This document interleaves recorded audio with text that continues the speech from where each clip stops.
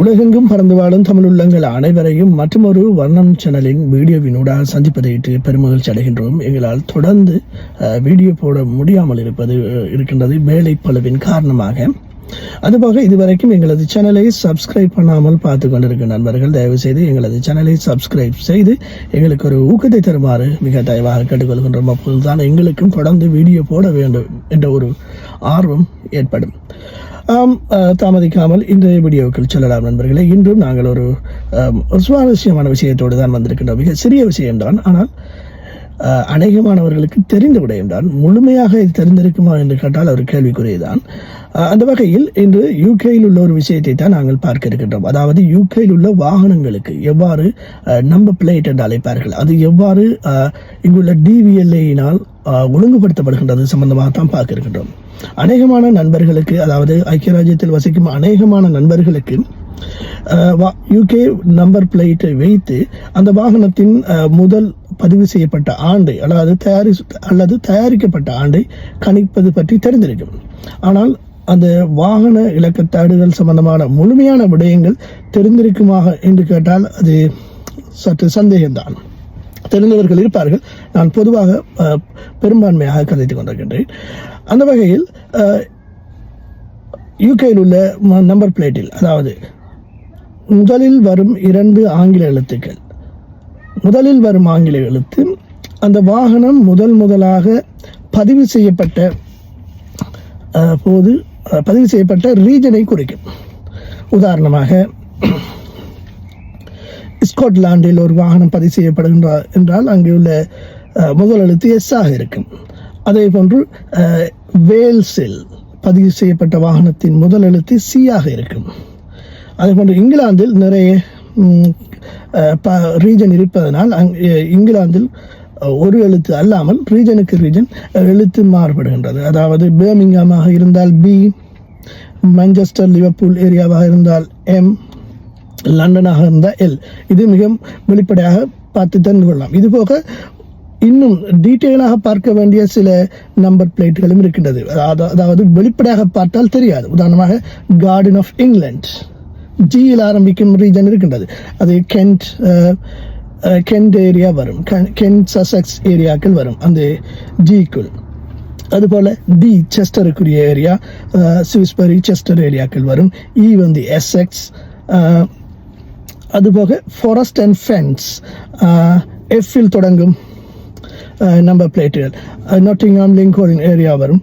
K in north London, new castle. And அடுத்தது K வந்து Kingston, அவுட்ஸ்கர்ட் of London. ஓ வந்து Oxford, B வந்து Preston, R for ரெடிங், W வந்து west இங்கிலாண்டை குறிக்கும், Y வந்து யோர்க்ஷயர். இவ்வாறு முதல் எழுத்தை வைத்து அந்த வாகனம் முதலாக எங்கு பதிவு செய்யப்பட்டதுங்கிறதை கணிக்க முடியும். அதனை அடுத்து வரும் 2வது ஆங்கில எழுத்து அந்த ரீஜனில் உள்ள எந்த டிவிஎல்ஏ ஆஃபீஸில் அந்த வாகனம் பதிவு செய்யப்பட்டது என்பதை குறிக்கும். லண்டனை பொறுத்த மட்டில் 2 டிவிஎல்ஏ ஆஃபீஸ்கள் இருக்கின்றது. ஒன்று விம்பிள்டன், இன்னொன்று பிரம்வுட். உதாரணமாக LA ஆக ஒரு வாகன இலக்கம் LA ஆக இருந்தால் அது லண்டன் விம்பிள்டனை குறிக்கும். LB ஆக இருந்தால் லண்டன் பிரம்வுடை குறிக்கும். லண்டன் C ஆக இருந்தால் விம்பிள்டனை குறிக்கும். LD ஆக இருந்தால் அகைன் விம்பிள்டனை குறிக்கும். LE ஆக இருந்தால் பிரம்வுடை குறிக்கும். இதுவாறு இருக்க ஸ்காட்லாண்டில் ஆரம்பிக்கும் வாகனங்களுக்கான எழுத்து வந்து எஸ் ஆக இருக்கும். அதனை தொடர்ந்து வார அடுத்த ஆங்கில எழுத்து அங்குள்ள லோக்கல் டிவிஎல் ஆஃபீஸுகளை குறிக்கும். அதாவது வாகனம் எங்கு பதிவு செய்யப்பட்டதோ அந்த ஏரியாக்களை குறிக்கும். உதாரணமாக சொல்ல போனால் SA வந்தால் கிளாஸ்கோ, SB வந்தால் எடின்பரா, SC டாண்டி இவ்வாறு குறிக்கும். அதே போன்று வேல்ஸில் CA வந்தால் கார்டிஃப், CB வந்தால் ஸ்வென்சி, இவ்வாறு அங்குள்ள லோக்கல் டிவிஎல்ஏ ஆஃபீஸுகளை குறிக்கும். ஆம் நண்பர்களே, அடுத்து அந்த ஆங்கில எழுத்துக்களை தொடர்ந்து வரும் 2 இலக்கங்கள் நாங்கள் ஏற்கனவே குறிப்பிட்டது போன்று ஒரு வாகனம் பதிவு செய்யப்பட்ட ஆண்டினை தான் குறிக்கின்றது. அதிலும் 2 வித்தியாசங்கள் இருக்கின்றது. ஒன்று அதாவது 01 தொடக்கம் 50 வரை, அதாவது 2001 தொடக்கம் 2050 வரையான காலப்பகுதிக்கு தற்பொழுது DVLA வாகன இலக்கங்களை வழங்குவதற்கான ஏற்பாடுகளை செய்திருக்கின்றது. அதன் பிறகு என்ன திட்டம் வைத்திருக்கின்றார்கள் என்பது பற்றி யாருக்கும் தெரியாது. ஆம் நண்பர்களே, ஒரு வாகனத்தில் 01 வந்தால் அது அர்த்தம் 2001ஆம் ஆண்டு மார்ச் மாதத்திலிருந்து ஆகஸ்ட் மாதம் வரையான காலப்பகுதிக்குள் பதிவு செய்யப்பட்ட வாகனமாக இருக்கும். 11 வந்ததென்றால் 2011ஆம் ஆண்டு மார்ச்சிலிருந்து ஆகஸ்டுக்குள் பதிவு செய்யப்பட்ட வாகனமாக இருக்கும். 2024ஆக இருந்தால் 2024ஆம் ஆண்டு மார்ச்சிலிருந்து ஆகஸ்டுக்குள் பதிவு செய்யப்பட்ட வாகனமாக இருக்கும்.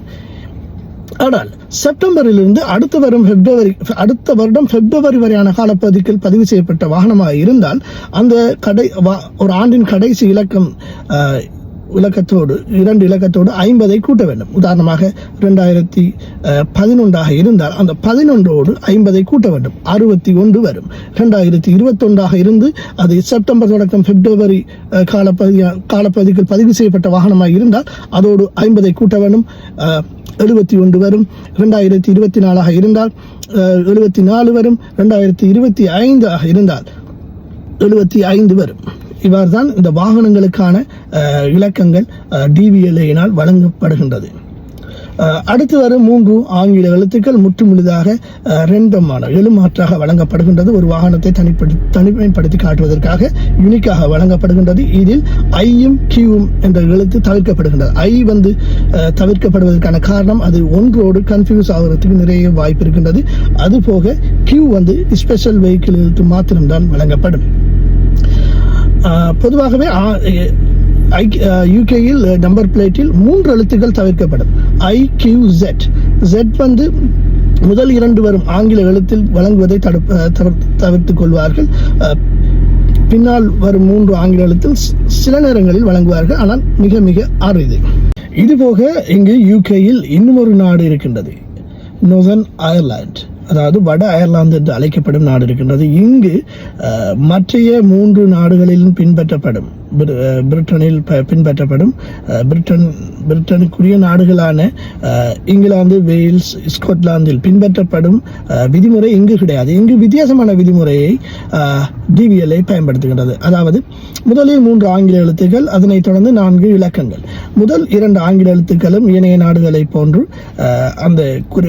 அந்த வாகனம் முதலாக பதிவு செய்யப்பட்ட ரீஜனையும் அது லோக்கல் DVLA ஆஃபீஸையும் குறிக்கும். இவ்வாறு தான் UK-யில் வாகனங்களுக்கான ரெஜிஸ்ட்ரேஷன்ஸ் பிளேட் வழங்கப்படுகின்றது, வாகன பதிவு இலக்கங்கள் வழங்கப்படுகின்றது. இந்த விடயம் உங்களுக்கு சுவாரஸ்யமாக இருந்தால் கமெண்ட் செக்ஷனில் சொல்லுங்கள். தொடர்ந்து நாங்கள் இவ்வாறான பிரயோசனமான சுவாரஸ்யமான வீடியோக்களை போடுவதற்கு உங்களது ஆதரவினை தாருங்கள். எங்களது சேனலை சப்ஸ்கிரைப் பண்ணி ஷேர் பண்ணுவதன் மூலமாக மற்றொரு சுவாரஸ்யமான பயனுள்ள வீடியோவோடு சந்திக்கும் வரை இந்த வீடியோவில் இருந்து விடைபெற்றுக் கொள்கின்றோம். நன்றி.